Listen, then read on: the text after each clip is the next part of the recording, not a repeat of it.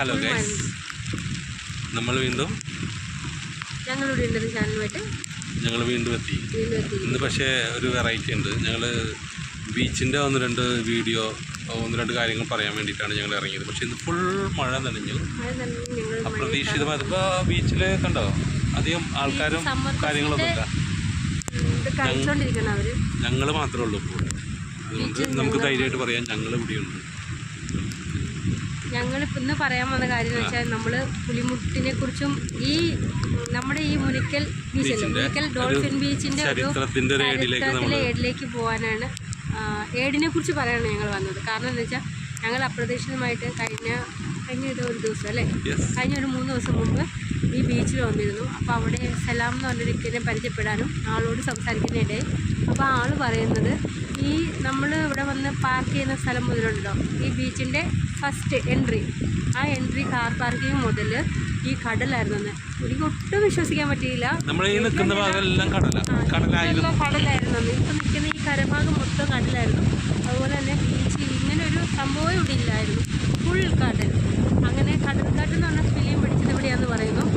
കടൽക്കാറ്റ് നമ്മുടെ പഴയകാല നടൻ സോമൻ, ജയഭാരതി, ജോസ് പ്രകാശ് ഇവരൊക്കെ അഭിനയിച്ച പഴയൊരു പടമുണ്ട്, യൂട്യൂബിൽ കിടക്കുന്നുണ്ട്. സാറിൻ്റെ ഒക്കെ ഒരു ഫിലിമുണ്ട് കടൽക്കാറ്റ്. ആ കടൽക്കാറ്റ് പിടിച്ചത് ഈ മുനിക്കൽ അഴീക്കോട് ബീച്ചിലാണ് പിടിച്ചത്. നല്ല അടിപൊളിയാണ്, പഴയ ബീച്ചിന്റെ സെറ്റപ്പ് ഒക്കെ നമുക്ക് നല്ല. ആ ഫിലിം കാണുമ്പോൾ ആ കടലും കടപ്പുറവും ആ ബീച്ച് ഈ കയറി കിടക്കുന്നതല്ലേ, അവിടെ എല്ലാം കാണാൻ പറ്റും. അതുപോലെ തന്നെ വേറൊരു കാര്യം എന്താണെന്ന് വെച്ചാൽ, ഈ ബീച്ച് ഇപ്പം നമ്മൾ ബീച്ചെന്ന് പറഞ്ഞ് നിൽക്കുന്ന ഈ കരപ്രദേശം മൊത്തം കടലാന്ന് പറയുമ്പോൾ നമുക്ക് ഒരിക്കലും വിശ്വസിക്കാൻ പറ്റില്ല. എനിക്ക് ഭയങ്കര അത്ഭുതമായി. അതുപോലെ നിൽക്കാനും അതറിയാൻ വേണ്ടിയിട്ടുള്ള ഒരു എന്ന് പറഞ്ഞാൽ എന്താ, ഒന്നും കൂടി അതിനെക്കുറിച്ച് കൂടുതൽ അറിയാൻ വേണ്ടിയിട്ടുള്ളൊരു ആഗ്രഹം. കാരണം പിന്നെ ഞങ്ങൾ ഈ മഴ നനഞ്ഞ് ഇവിടെ വന്നു, ചരിത്രത്തിന്റെ അവശേഷിപ്പുകൾ പരിശോധിക്കാന്ന് വിചാരിച്ചു വന്നതാണ്. പക്ഷെ നമ്മൾ ചോദിച്ച പഴയ കാര്യം തന്നെയാണ്. പുള്ളിക്കാരൻ 60 വയസ്സുള്ള ഒരാളാണ്. ആളുടെ പേരെന്താ?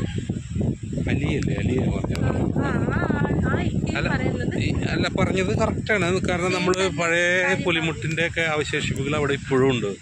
പിന്നെ നമ്മൾ കുറച്ചും കൂടി ഡീറ്റെയിൽ ആയിട്ട് നോക്കിക്കഴിഞ്ഞാൽ പറഞ്ഞ സംഭവങ്ങളൊക്കെ അവിടെ ഉണ്ട്, നമുക്ക് കണ്ടെത്താൻ പറ്റും.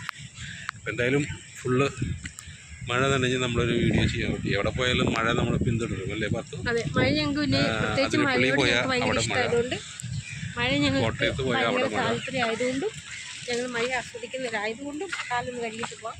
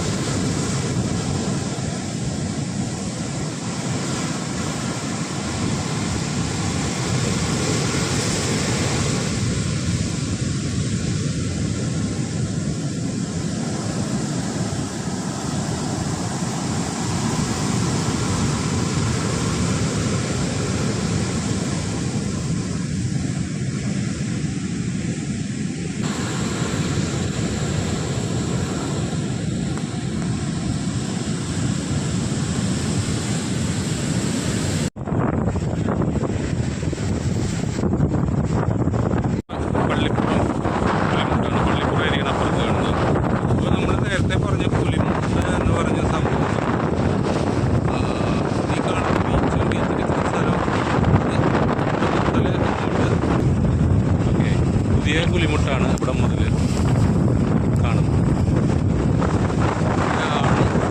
കണ്ടത് തന്നെ